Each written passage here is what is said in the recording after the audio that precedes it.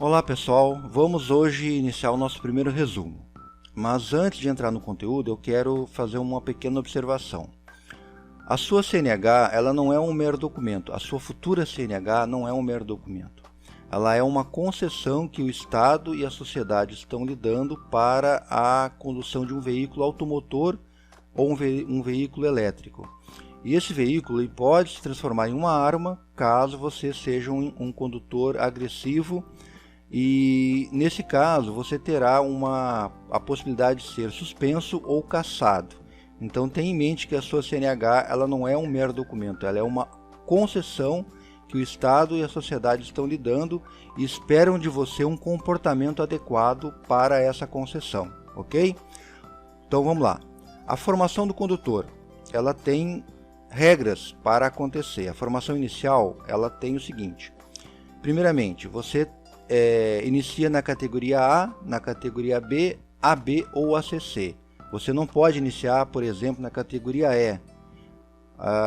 Por quê? Obviamente você não tem a expertise, né, o treinamento e o tempo necessário para essa categoria. Então as categorias iniciais são A, AB, ou então a AB, ou então ainda a ACC, que é a autorização para conduzir ciclomotores. Então a primeira regra é essa: a categoria inicial ela não pode simplesmente começar pela categoria E, por exemplo. Pré-requisitos. Existem pré-requisitos para que você se habilite. Primeiramente, você tem que ser, ou melhor, você tem que saber ler e escrever. Você tem que ter ser imputável perante a lei. O que seria imputável? Ter 18 anos. Porque a lei só permite imputar alguém algum crime após os 18 anos de idade, possuir documento de identidade válido e também o CPF, também válido. São os pré-requisitos básicos para a sua habilitação. E essa habilitação ela ocorre por fases, não é? E no final de cada fase você é submetido a um exame. Ou então, no caso, os exames iniciais, né, que acontece no início do processo. Quais são esses exames iniciais? O exame de capacidade física e mental, o exame, a avaliação psicológica, que ocorre no início do processo. Após isso, você começa um período de estudo, né, teórico. Esse estudo teórico, ele é finalizado por uma prova, que é o exame teórico técnico, que são 30 questões e você tem que acertar no mínimo 21 questões. Passando, ou seja, sendo aprovado nesse exame, você vai receber a LADV, que é um documento que lhe permite a aprendizagem teórica. O que seria a LADV? Licença para aprendizagem de direção veicular. É quando você, junto com seu instrutor, pode ir para a rua no veículo para as suas aulas práticas. Importante citar isso, somente com seu instrutor. Você não pode, em momento algum, estar conduzindo na ausência do seu instrutor ou com uma outra pessoa. Ok? Isso é uma regra muito importante, porque se isso não for cumprido, você pode estar colocando a perder todo o seu processo. Não esqueça disso. Logo em seguida, após essas aulas práticas, você é submetido ao exame prático de direção. Depois de todos esses exames e aprovados em todos eles, você vai receber então o que? Vai receber a sua PPD, que é a permissão para dirigir. A PPD ela tem a seguinte regra: a permissão para dirigir, o candidato a condutor que for aprovado em todas as fases do processo receberá então a PPD. É um período de 12 meses antes de receber a CNH, que é o documento oficial de habilitação, que é a Carteira Nacional de Habilitação. Só que para sair da PPD para a CNH também existem regras. A PPD, na verdade, ainda é um momento que você está sendo avaliado. Como que isso ocorre? Vamos lá, então. Vamos entender essa questão. Da PPD para a habilitação definitiva, você tem um período de 12 meses de avaliação. Esse período de 12 meses, ele tem que cumprir algumas regras. Primeiramente, somente receberá se durante 12 meses de PPD não cometer nenhuma infração gravíssima, nenhuma infração grave ou 2 ou mais infrações médias. Então, da PPD para a CNH definitiva, você só poderá receber se você não tiver cometido nenhuma dessas infrações aqui, gravíssima, grave ou duas ou mais médias, tá? Mas e se isso acontecer? Se eu receber uma infração gravíssima, o que vai acontecer comigo? Simplesmente você anula todo o seu processo. É como se você nunca tivesse feito nada, vai voltar lá no início do seu processo, ou você vai refazer todo o processo de habilitação, ok? Dando sequência então, ó. Caso isso ocorra, terá que repetir todo o processo de habilitação. Ah, mas o que seria uma infração grave, uma infração gravíssima ou uma infração média? Vou dar alguns exemplos, ou melhor, vou dar um exemplo muito comum que você tem sempre estar atento. Por exemplo, toda vez que você ameaçar a vida de alguém, dentro do Código de Trânsito, na maioria dos casos, você está cometendo uma infração gravíssima.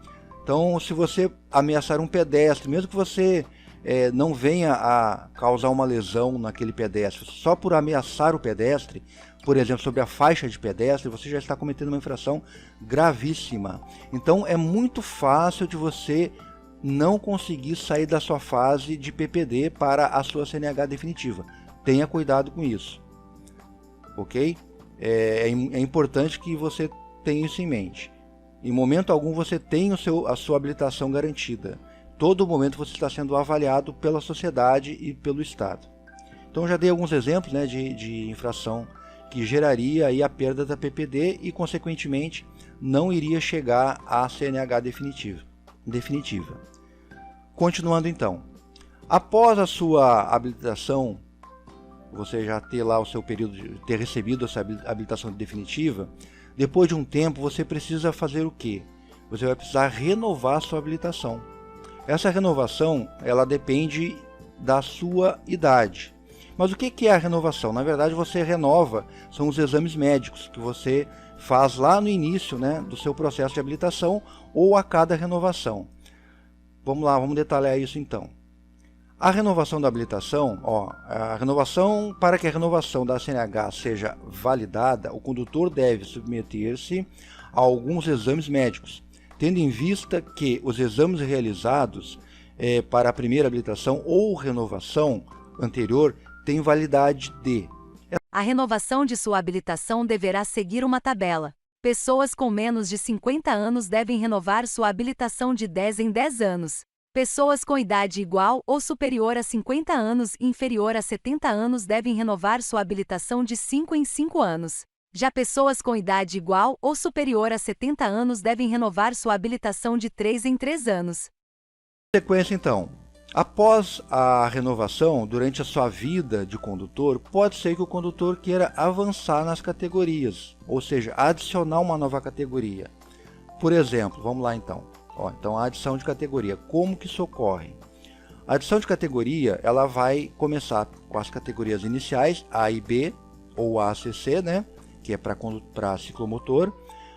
E você pode então iniciar por elas, as categorias iniciais ou adicionais, que você pode, por exemplo, iniciar na B e querer adicionar a A, ou iniciar na A e querer adicionar a B. Ou depois, na sequência, você vai, por exemplo, querer conduzir um caminhão de grande porte, com vários eixos, né? Você não pode simplesmente sair da B e achar que pode conduzir um caminhão de grande porte.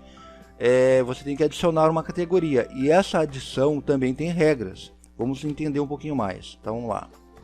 Então as categorias adicionais, para que você consiga adicionar uma categoria, vamos ver quais são essas regras. Então aqui foi feito um resumo dessas regras, né? Onde você vai ter aqui basicamente como que analisar o tempo da categoria anterior e a sua idade.